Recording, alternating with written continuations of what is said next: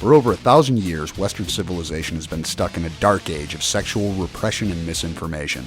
We get an oversexed overload from the media, but nothing in the way of honest, helpful, practical information on sex and how to do it right. That sucks, and I'm fucking sick of it. My name's JV Altheras, and I've spent a couple decades learning everything I can about how to have amazing sex and more of it. Not in a classroom like a lot of people who talk about sex. I learned it all in the gutter, right where Mom told me I'd end up. It's my mission to bring an end to the sexual dark age with brutally honest talk and education on all aspects of sex and sexuality, in an atmosphere that will keep you entertained without treating you like an idiot. Shara and I are not doctors. Certifiable, perhaps, but not certified in any way. And that means we don't have to talk about vaginas and penises to maintain academic credibility. You got a problem with a vagina? Call a gynecologist. You want to learn more about pussies and cocks and how to make them happy? You've come to the right place. Ending the Sexual Dark Age is now sponsored by the internet's most trusted name in adult toys. A happy pussy likes to play more often. AdamandEve.com is offering you guys half off on your choice of thousands upon thousands of vibrators and dildos and cock rings and strap-ons, nipple clamps, porn DVDs, butt plugs, pocket pussies, anything else you can imagine to either get yourself off or have some fun with your playmate. As always, we highly recommend making sex toys part of your sex life, and right now, AdamandEve.com is only asking for one chance to impress you. They're offering an awesome deal in support of ending the sexual dark age, and the whole thing goes a little like this. By typing Dark Age, all one word, for the offer code at checkout, you will get 50% off the most expensive item in your cart, with a few exceptions, free shipping, 3 free porn DVDs, and a sexy free mystery gift. Free DVDs are selected randomly and added to your order before they ship. AdamandEve.com is willing to damn near pay you to get off. So stop by, enter DARKAGE at checkout, and proceed to collect on an awesome deal. Or just follow one of the links on sexualdarkage.com. And if you like surfing on your smartphone, be sure to check out Adam and Eve's new mobile site. Yes, you too can buy dildos right from your iPhone now, thanks to Adam and Eve. Welcome to episode 41. We're going to try something a little bit different this time around. We have noticed that on the listener mail episodes, it's a little bit jarring for me to go through all the topics and then for us to go back over them together. So this time for listener mail, I have pre-recorded all the questions from listeners, and then I'll play them, and then Shara and I will talk about them together and probably harass each other, as we are known to do occasionally. No. Say hello, Shara. Hello, everyone. So our first question is from Jim. He writes, "First, thanks a whole lot for the podcast. In the months since I discovered it, it's been a good excuse to increase the amount of sex my wife and I have been having. Quality has never been an issue, but we were down to 2 or 3 times a month, and now we're up to 2 or 3 times a night on weeknights, and at least one day of semi-marathon on the weekends. Labor Day weekend, we didn't wear clothing for 60 consecutive hours, which was awesome. Now I've stumbled across 2 problems. First, very diligently, when I had an excuse to go out and buy some sex toys, I did. Good homework. Years ago, I'd bought a bunch of penetrative toys for my wife, but she didn't particularly like them. This time I went for non-penetrative vibrating toys, among them a cordless Hitachi magic wand imitation. This thing is great and makes my wife come within seconds. The problem is, she says she feels guilty that she comes so fast.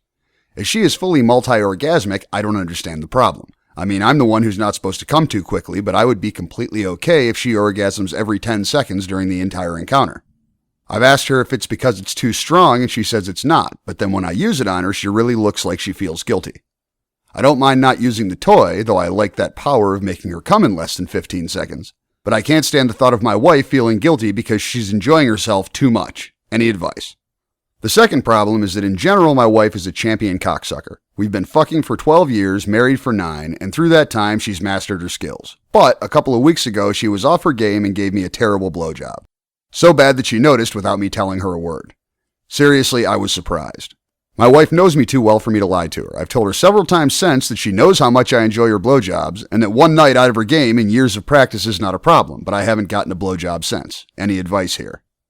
All right, so Jim's got 2 questions, and the first one we're going to talk about is his first question about his wife's guilt about having orgasms. You guys should see her face right now. Don't even ring the bell. I mean, everyone knows. A total does not compute look. Seriously, yeah. No, I compute just fine. So I figured, as a woman who has machine gun orgasms, which is what I like to call them, patent pending or trademark pending on that, but as a woman who has machine gun orgasms, I figured you might be able to share some helpful advice for him.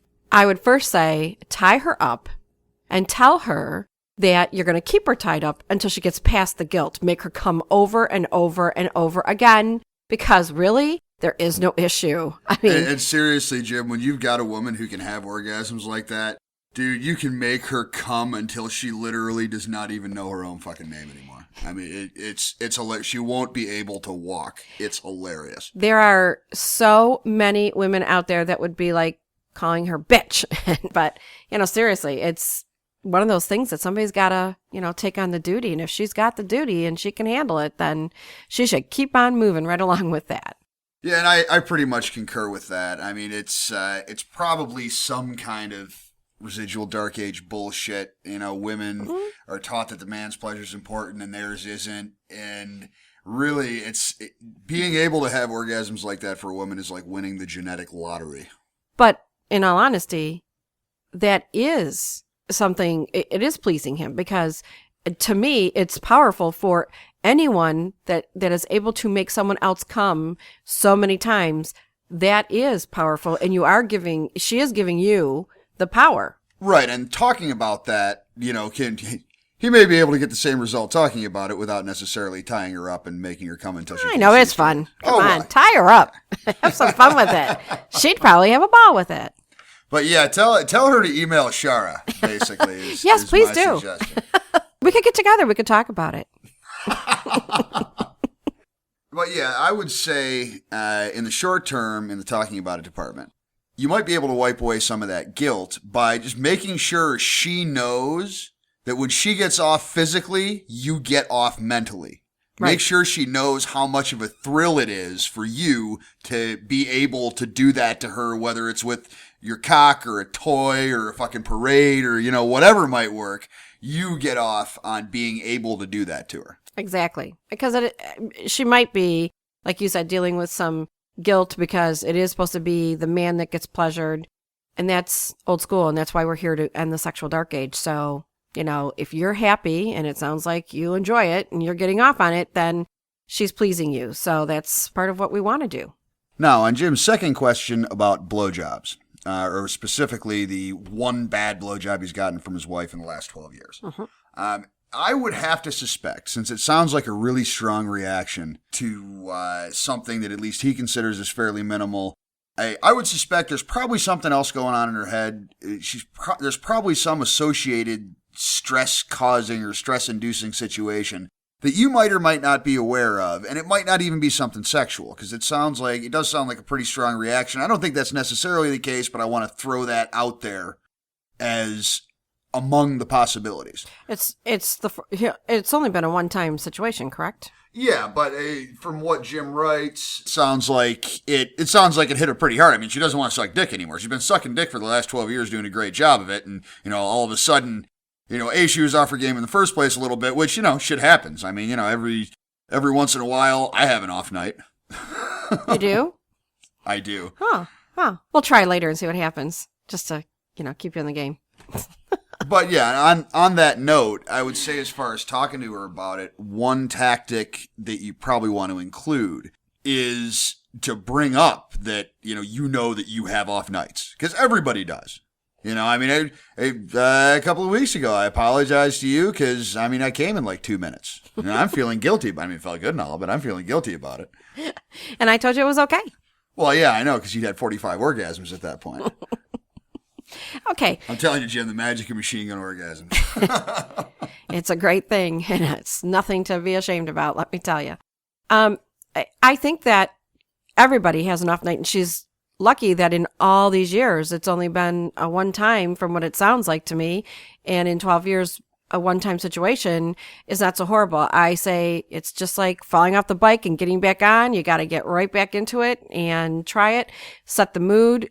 Get some music going, the candlelights going, and get her going, and then tell her how much you really want the blowjob. And, I don't know if they do dom and submissive relationship or any of that. So, because sometimes the dominant submissive relationship can help because the submissive has no choice when the dominant is saying, I want a blowjob and you're going to give it to me. Well, yeah, that doesn't really address the underlying issue that she seems to have a confidence problem.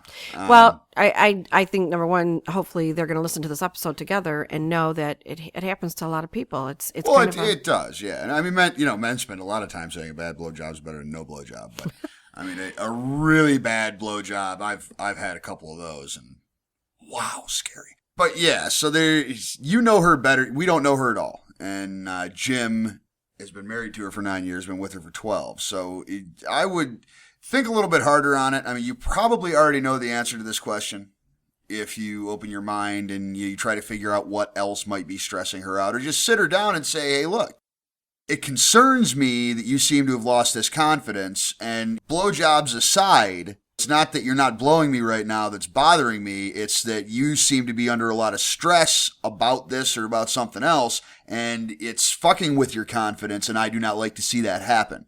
And right. You might get more of a straight answer out of her if you frame it that way. Well, I don't know that she's going to have difficulty giving him a straight answer, because if they've been together for 12 years, married for 9, that's your significant other. Well, yeah, he hadn't gotten the straight answer yet, so...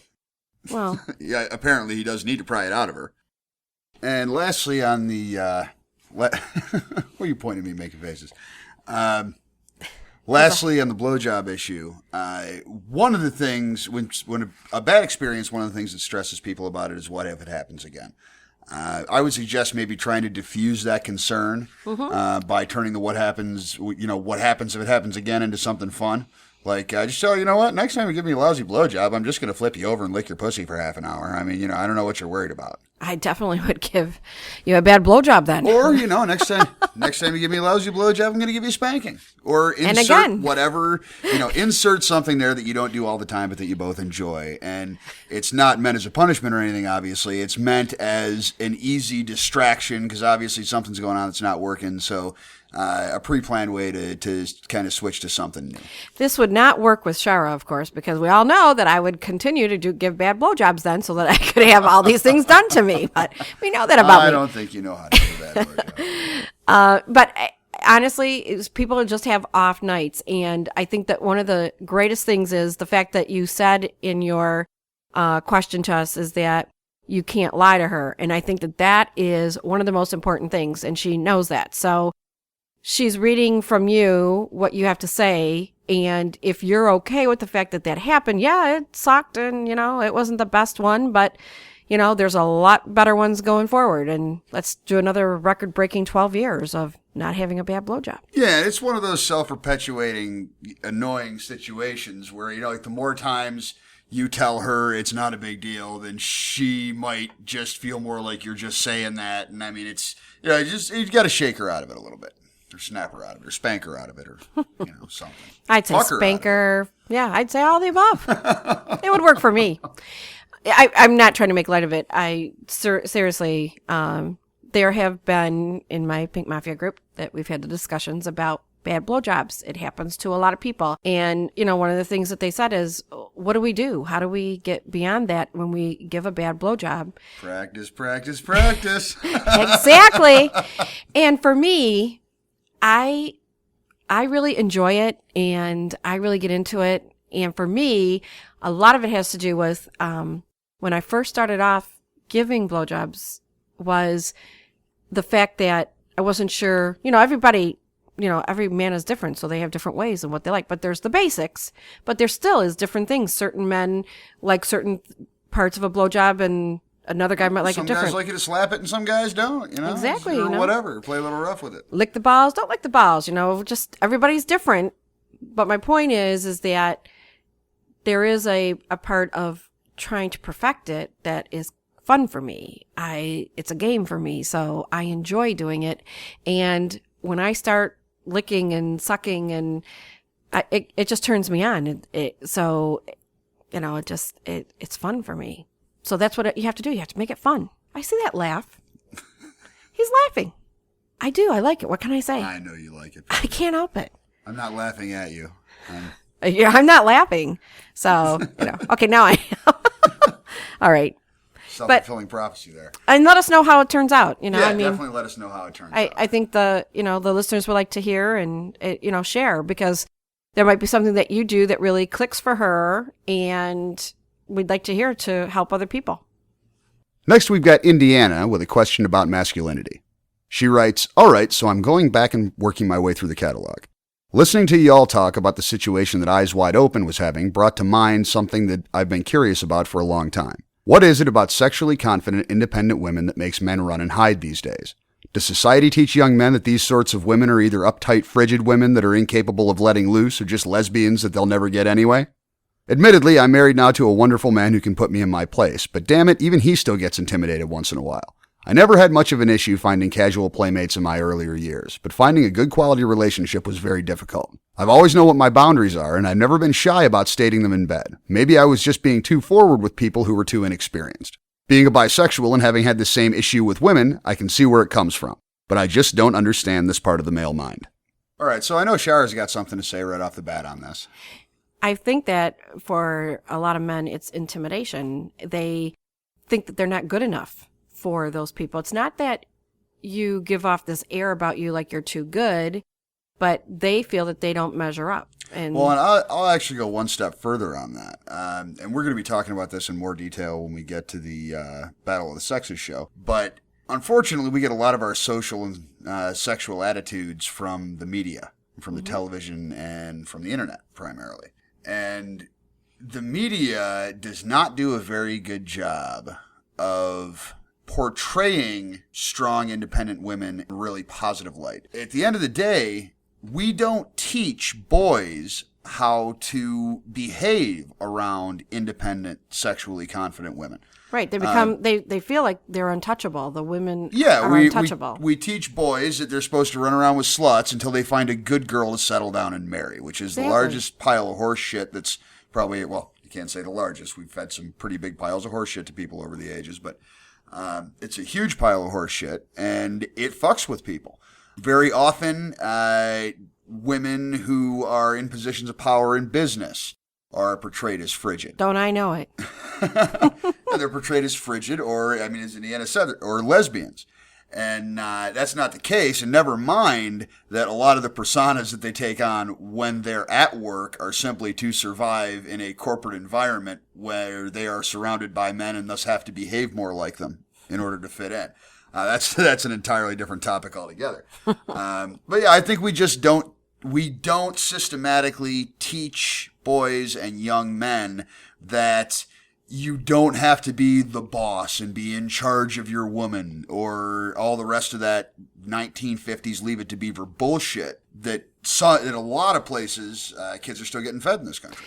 Well, a couple things. Number one is that on TV, you really don't see where the powerful woman in position ends up with, say, an equal partner, and it's a happy relationship. So when young men are watching this on TV, they kind of find that she's unreachable. She is not a goal that I can reach. You almost have to find someone. A lot of times it's a man with an ego, or that's very self-assured of himself. What you looking at me like that for? Because I can.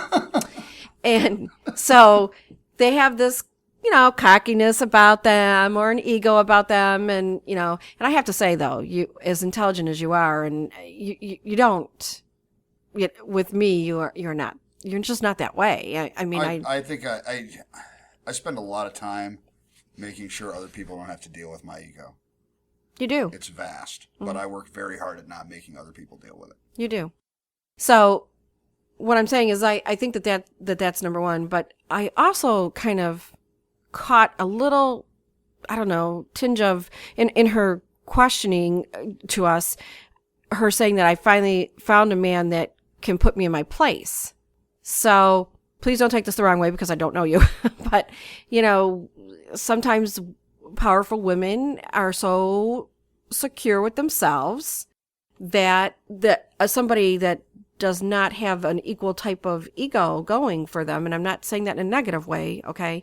It's intimidating for the younger man. So, when for her to say he can put me in my place almost makes it sound like the guy that might not be that powerful or have that kind of exchange with her, it would be impossible to reach because he'd have to know how to handle her. Oh, yeah, you're saying somebody without the confidence on their own. Very independent women in relationships are either going to be with somebody who is a very close equal that they can bounce your egos off each other, or they end up with a guy who's cuckolded or wants to be cuckolded. Exactly. So, what are you pointing at? Oh, Heather's. There's more pussy over here than there usually is. She's doing the butthead thing with me. Yes. Shara was getting all distracted. One of the cats has decided it's time for attention. Next, we've got MJ Cutie with a question about her post-wedding lack of sex. She writes, I'm a new listener, and since the first time I heard your podcast, I've thought everything both you and Shara have said has been nothing short of inspirational. It made me feel more confident about not only my sexuality, but also talking about it. So now I have a couple questions I'd like to direct at both of you. I want to first point out that I have a very high sex drive. Since 10, my mornings have always started out with a quick session of hide the knuckle, and now that I'm a 23-year-old married woman, not much has changed. My only problem is my 25-year-old husband doesn't seem to have the same sex drive he used to, and at 2 months of marriage, it's a hell of a time to find out. We used to fuck every single day, sometimes twice a day. Then we got married, and during the honeymoon, it turned to twice, sometimes 3 times a day. But when we came home, it's all changed. Now I'm lucky if I get it every other day, so I tried talking about it with him, and he replied with, I'm sorry, baby, but my balls have nothing left. So I end up going to bed upset and horny. I feel like somewhere along the line, our roles got switched. All right, so to put the concept a little bit in a male perspective, I just want to spend a second about, obviously I'm not married, but I have watched many men walk down the aisle. So the wedding experience is very different for men than it is for women.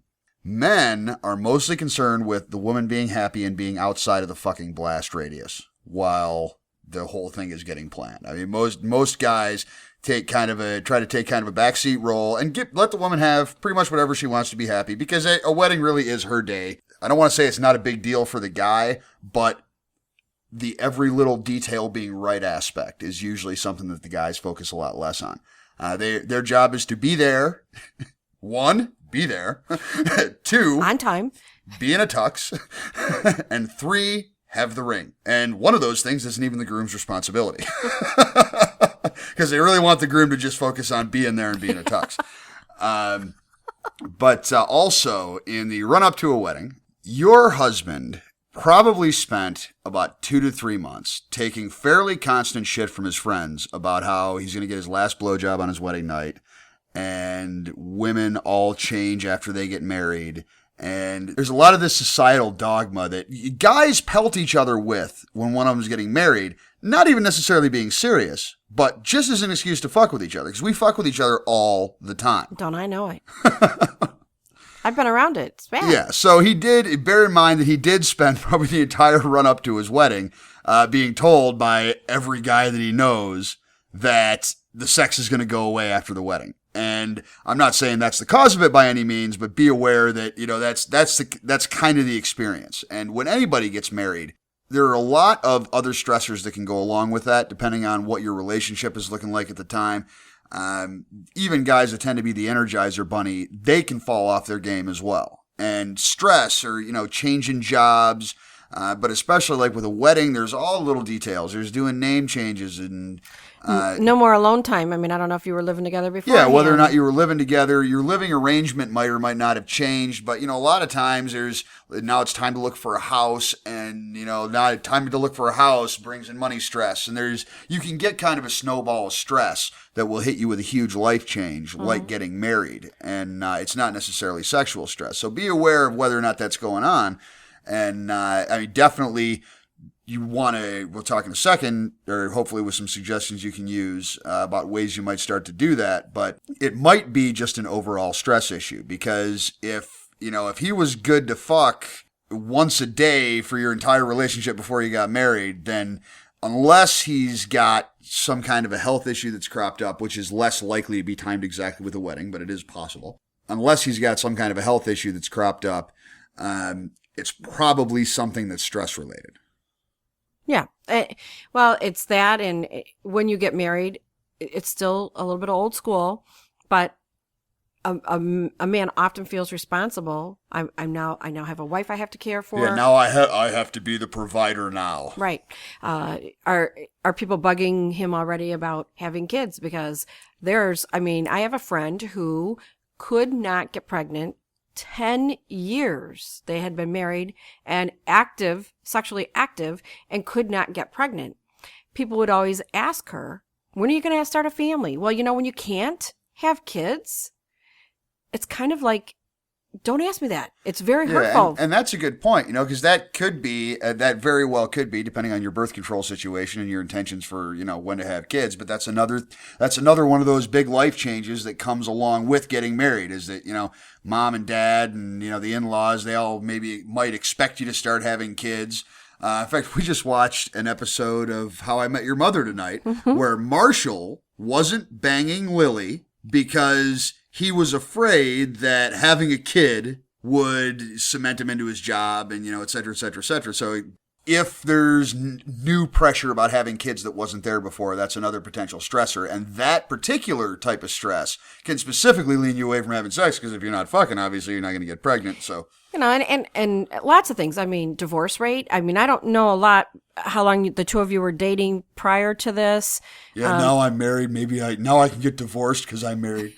Well, I mean, like, as weird as it sounds, when a lot of that doesn't hit you until after you're married, but it's like, oh my gosh, I got a huge divorce rate in my family, and she's never had a divorce rate, or vice versa. So there's a lot of things that go on in people's heads, not just a man, but women too, that go on in their heads that play with them. I've known a father and son, after he got married, the dad and him were talking, and the dad's like, so, when are you going to have a kid? Come on, get our family tradition, get it going. You're responsible for carrying on the family name. That's a lot of pressure for a guy. So a couple things I'd like to know, if she could get back with us, is I'd like to know how long they dated prior to getting married, because she said that they were sexually active prior to. Quite. But I mean, don't take this the wrong way, 2 months, 3 months, 6 months, 3 years, I'm thinking it has something to do with the fact that there's some pressure going on after they got married. If they were dating for quite a while prior to, that there's some kind of a pressure thing going on. Or there's also the pressure at work, and getting worn out from being on the honeymoon and getting back into the swing of things is sometimes difficult. It's a lot of pressure to get back into the whole, working grind, and don't really want to do it. And that's where she could come in and have a little fun. Like, if she usually makes dinner in the evening, make it a candlelight dinner and some nice music, and Yeah, and that pretty much brings us to the end of our, reasonable, moderated suggestions. Make sure, evaluate whether it might be a stress problem. Make sure that it's not some kind of a health issue or health stress of some kind, because even things like poor circulation can make it harder to get it up. But if he's saying his balls have nothing left, I mean, it's, unless, if he's really out, busting one nut every couple of days, that's a health problem. And it could be. I mean, it could be something that's really concerning him, but, But yeah, on the same token, I would suggest for possibly more bold and entertaining. I like entertaining. Avenues, yes. You are the kind of woman who needs to get off at least once a day. I applaud you. In fact, we both applaud you. Everybody should get off at least once a day.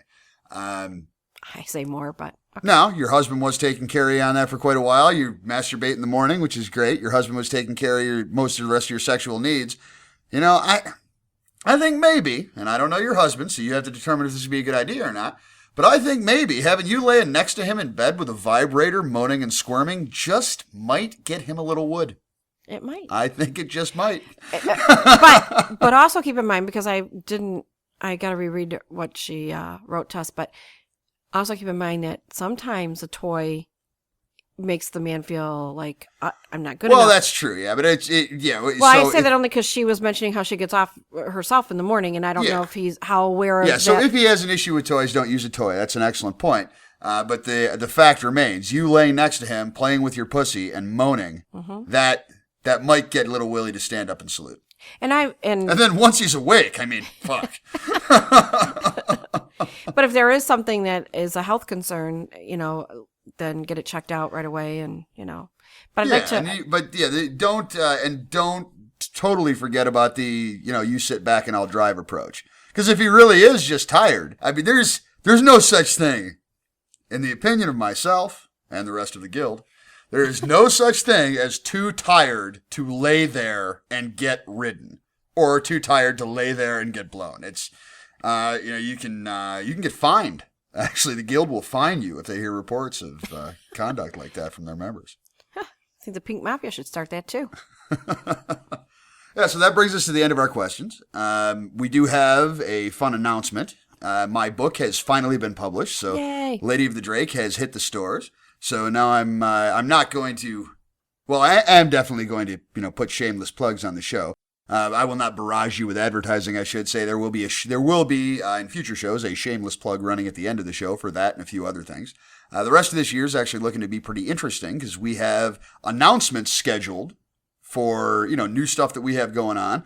We have announcements scheduled for every show for the rest of the year, so that's kind of cool. It is very. But as far as Lady of the Drake, it has already gotten 1 5-star review, plus a Scorcher Award from Bitten by Paranormal Romance. Wild About Bones over there. Absolutely loved it, and I am working on doing an interview with her right now. So hopefully more good reviews to come. And I know a lot of you have been waiting for this book. A lot of you really like the prequel short story. That short story, as well as all the other stories that I released as audio on the podcast, are now available as bona fide ebooks for download off of Smashwords, and there will be a link in the show notes. As far as Lady of the Drake, if you love smoking hot erotica, I think you will love this book. If you love fantasy fiction and plots that have twists and turns and interesting shit happening, I think you will love this book. And I am doing the book is an ebook, and it will probably never be actually released in print. Fewer and fewer books are being released in print every year, and if you're not involved in the publishing industry, you might not know this, but in the first quarter of 2011, Amazon sold more Kindle books than all print books put together of all different types. So the marketplace is definitely moving towards ebooks, which is fine, but some old school fuckers like me like to actually have a print copy. So I'm having 50 print copies made, and I'm doing a limited run of 50 signed numbered editions. A lot of those are for family and friends, but I'm also doing some for promotional giveaways. I get number 1, right? Yeah, I think my publisher gets number 1.